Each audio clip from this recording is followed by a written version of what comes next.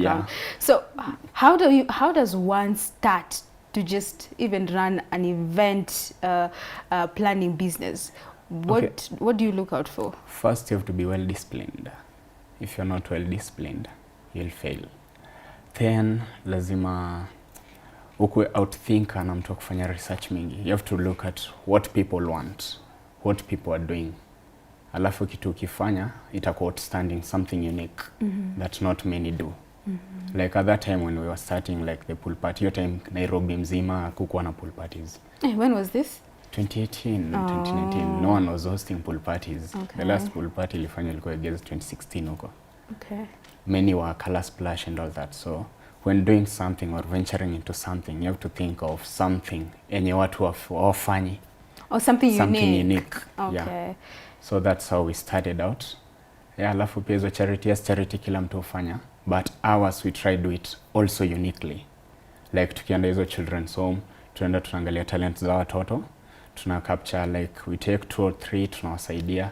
At least to get people who come through, wanachukua mmoja mtu anasema let me pay school fees for this, let me do this for this. Like ukipata producer anakuja kwa attend anasema acha nita sponsor huyu msee akuwe msanii nimsaidie kumrekodia and all that. Okay, good. So you guys started off as a full package, as I mentioned earlier. There was a secretary, there's someone who was doing particular job description. How did you hack the issue of financing labor and also capital when starting your business? Okay, capital for starting our business. By then, took financially stable, all of us, because I took a team of students. So one was from JKUAT, the other was from KU, alafu makitazwena alikuwa from Rongai. So tukakuja tukavetu time ya kwanza, tukasema for us to be doing our events well, we need to have money in our account. So ilikuwa every month tulikuwa tuna save pesa fulani. Kila mtu anatuma pesa kwa account. So by the time tunafanya event, at least we have something in pocket. That's how we did it. Okay. Yeah. And how did you make them believe in your vision? Because these are different individuals, as you've mentioned, from university level. How did you make them believe in your vision that this is actually going to work? First, you have to look to people. Look, you approach someone, you have to look for someone who has the same vision as you. Someone who's more mature as you, something mwenye anataka kuachieve something good in life. That's what I did. Alafu ku approach unaongelesha na utaratibu. Explain to them this is what I want to do. This is what I want by this time. Wanakaa chini wanaona yenyewe. People buy your idea. You have to come with a good idea for them. And they will always buy it. Okay. When you guys are approaching a client, I'm so sure, there's so many event planners out here, and I'm just wondering if you guys are approaching a client, what is your value proposition? Because I might be thinking, why should I work with you? Okay. So far, when I'm approaching someone, you have to go with something good, something convincing. Alafu pia ukiapproach client, angalia client, you have to check on their background. Do they accept this? Do they wako ready to work na sisi or something? You have to check into their background well and also approach someone who's suitable for what you're doing. Okay. Yeah. We should approach a client and you guys agreed on something and they ended up, playing a different game when you guys not complying. Yeah, I remember back in 2017 at Shauri Moyo nilienda kumixia polisi fulani, tulikuwa wamekuja katuhaya, tukamtafutia sound nini. Tuka-agree. By then tulikuwa na ile contract form. So tukaenda ile agreement ya mdomo and all that. Wakatutumia down payment. Kutumia down payment ikafika siku ya event, ilikuwa harusi. You can imagine after the wedding, tuliachanishwa hivyo, gari zote zimeenda. Tulikuwa tunatoka at the venue at around 1 am usiku. Wow. Jia to call in another car na gari yenye tulikuwa tunapigia mtu mwenye hiyo sound alikuwa Murang'a. So lazima pia angemaliza event akaona ndo akuje achukue tena hizi. So some clients, kuna wale watu na making now deals, but later on they come and turn against you. Okay. Like pia recent. What happened? Okay, recently when you did our event at Eldoret, the Slip and Slide Pool Party season 3, tulikuwa na ile mutual agreements with some guys or CDM marketing. There was a contract? Okay, there was no contract by then, because as for me, when I'm working with some young guys, okay, I always give them the trust, because I'm also helping them in shaping up their careers and all that. So we had an agreement, nini tufanye hivi. On the day of the event, all collapsed. Oh, nothing was delivered. It was delivered, Okay. but on the part of what we had agreed with them, they didn't even deliver yet, Oh, even wow. like 10% of something. Okay. And how do you recover from that? Okay, first you have to, after an error, you sit down with the team, you look on the views people give out, because like right now we have added new people on board. So there's a guy, a lady, anakuanga observer wa the company. Yeye ndo ako pale nje anaangalia views za watu wanasema nini kuhusu event, nini, the feedback. So when you see like there's also some negativity on it, you have to sit down, see where we went wrong, and try to correct it next time when you do something. Okay. Speaking about feedback, how do you guys put yourself out there to the market space that you're targeting, and just to marketing yourself? What sort of marketing strategies do you guys have? Okay, first when we're starting the company, we had to understand the age that we want, the people that we want to attract. So in our company, because we do corporate, social, and the charity, we are attracting all kind sort of ages, from the kids, the youths, and also the grown-ups. So like when we're doing an event, if it's a charity event, you have to go there with a perspective that we are approaching kids. So tukienda kwa watoto tunafaa kuwaje, you have to be like them. Okay. Tukienda kwa teens tunafaa kuwaje, you have to act like them. When you're delivering something to them, wapatie ile kitu itawasatisfy as teens. If you're doing a corporate event, tukienda kwa watu, you have to approach them as some person, on a personal nini level. Yes, Enda kujidisappoint. You can be all generic, like, see, we just do this. So if Yeah. I'm approaching like a youth audience, I have to, you know, cut my clothes according to my coat. Like definitely the content and product is for the young guys. Yeah. If I'm going for corporate, then that is what I'm going to deliver. Yeah, true. All right, so it depends on with the client. It depends with the client. So we have to act according to what they want. Okay. And according even to the theme of the event, the name of the event, we act according to it. All right. You know, you're the first DJ that I have come across who doesn't charge for guys to gain skills to be a DJ. So why are you doing that when you can monetize from it? Okay, one thing I've always been taught by my mom is always being humble and staying put. So when I started, nilifunzwa pia mimi. I was taught by DJ Miles Kenya, shout out to him. And alinifunza DJ for free. So when I'm giving it back to the society, because I love giving it back to the society. Mwenda naambia mtu, oh, you want to do this? Yeah. Uwezo wako iko hivi hivi, yeah. Okay, let me try help where I can. Now that I can offer those services for free, why shouldn't I do? Sometimes we don't do all this for money. Do it for passion and love. Okay. Yeah. As we wind up, take us to the charity events and why charity? Who are you targeting on these charity events? Okay, why we chose charity because there are so many kids out there in the streets, at the homes, who are going through a lot. Ana ile love yenye anataka kupata ya mzazi yenye mimi naweza pata kutoka kwa my mom or my dad. So tunaenda at least kuonesha love, we're showing them like we're still together in this. We are all in this. We're all born for this, to fight, to win. So when you're visiting them, tunawapatianga ile words of encouragement, tunawasaidia venye tunaweza mali mkono yetu inafika. So unajua ukitembelea mtoto kumbe nakumbukwa, anakuwa na ile furaha, anakubariki. And that's where blessings comes from.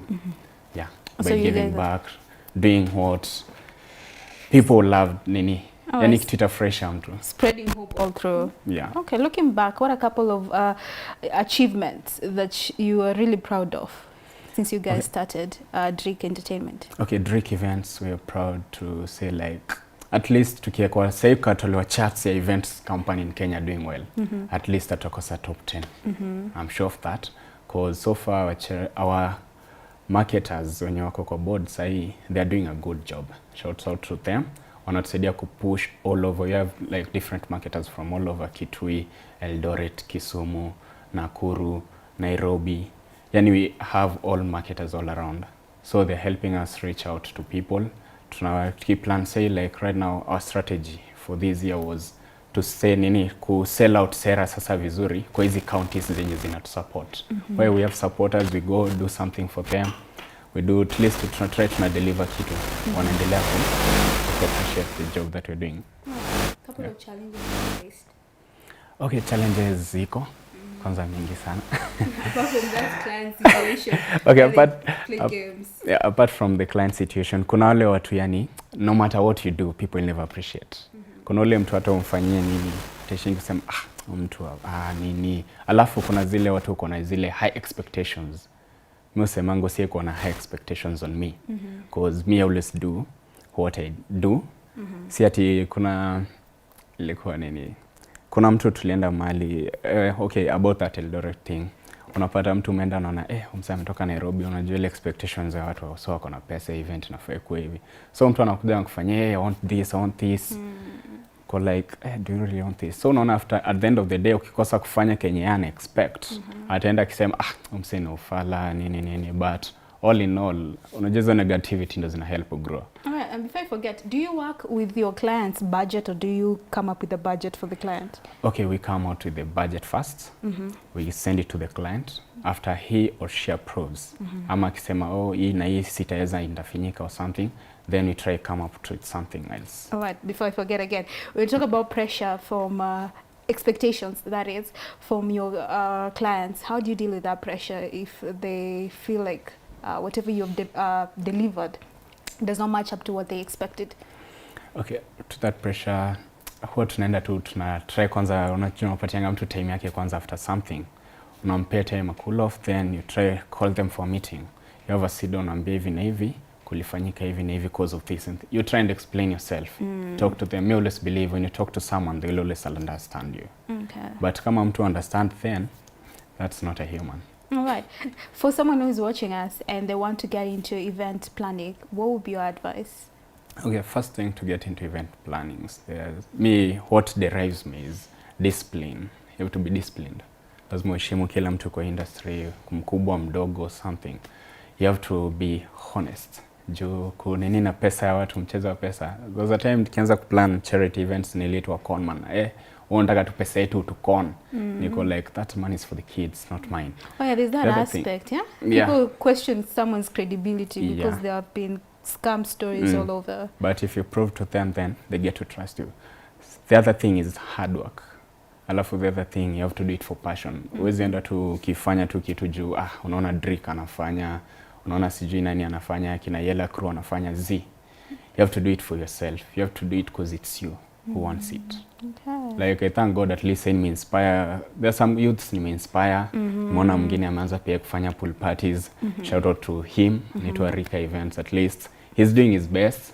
Alikuja akaniambia, bro, penda kenye unafanya nini ni advice. At least na advice ingi na anajaribu ana push. So me I love the spirit. So if you're disciplined, hard work, honesty, trustworthy, and do it for passion, you're all good. And for someone who wants to be part of Driq Events and also be, mentored, how can they reach out to you guys? Okay, you can check us out on Instagram at Driq_events, or you can email us driqevents@gmail.com. Okay. Yeah. As simple as that. As simple as that. And there's no, it's not, they're not required to pay any particular fee. You're not required to pay any, unless you want to give out something, like a chai or something, or you want to promote our merchandise, like the t-shirts, the okay, hoodies. nice. Yeah. The only part where you guys monetize from is the events. Yeah. Okay, now I get it. I have a better picture. Thank you very much, Jonathan, for creating time to be with us. Talking about matters pertaining event planning. Apia, wase pale home, I'm sure they can really learn one or two things from you. And the fact that you're also a mentor, that's a big win. Yeah, thank you so much too. And before I forget, yes, on August 21st, we have something huge. Oh yes, okay. So tell us more about that. Tell us that as we wind up. Okay, it's called Mr. and Miss Kasarani. It's on its second edition. Okay. Come August 21st, and it's something big. At least we've got the support from all over.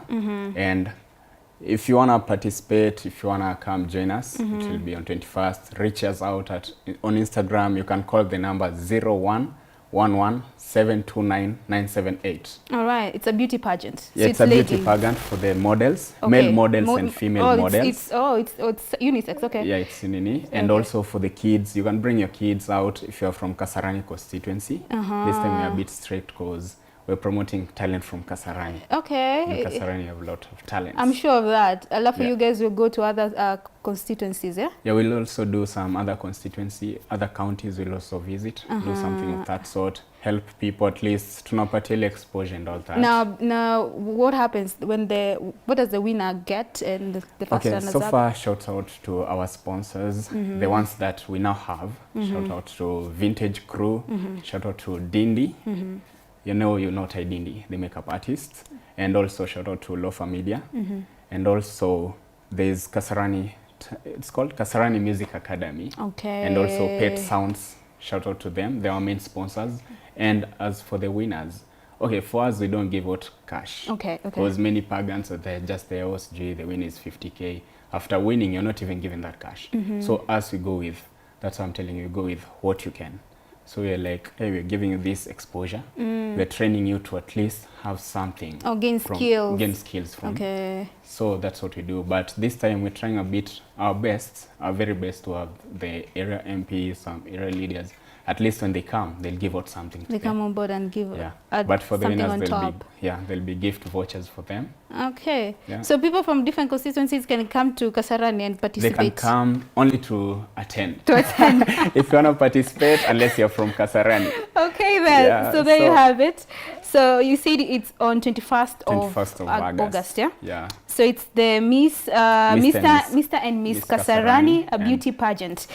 So remember, it's on 21st of August at Kasarani. So if you want to keep up, on this particular event and know more details on it, make sure you follow Driq Events. It's Driq Events across all Driq social Events. media. All social media. On Okay. Facebook, it's Driq Events Kenya, KE. Okay, so remember the Driq is with a Q. All right, so there we have it. So make sure you keep the conversation going at Y254 channel, at Michelle Ashira, so you can find me across all my social at Ramaguka. We'll be right back sampling some of your comments, and make sure you stay tuned.